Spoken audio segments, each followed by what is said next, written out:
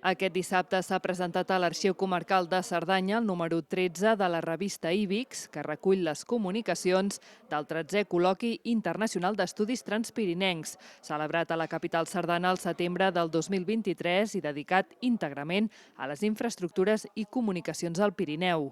Durant l'acte de presentació, la directora de l'Arxiu Comarcal ha explicat que la publicació no només parla de la història de les comunicacions al Pirineu, sinó també sobre la seva actualitat i el futur.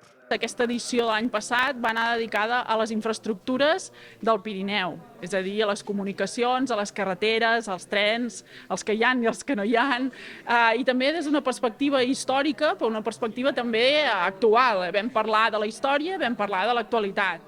Doncs aquest número recull el que vam parlar aleshores. Hi ha molts articles sobre temàtica històrica, però també es trobaran articles sobre l'actualitat i el futur de les comunicacions al Pirineu, que és un tema de plena importància.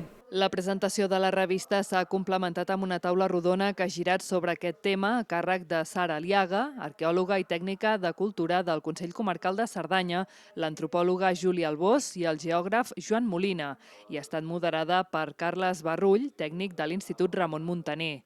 Durant la mateixa, els experts han parlat sobre l'eix pirinenc i la possibilitat d'allargar la línia de Renfe fins a Andorra, entre altres qüestions.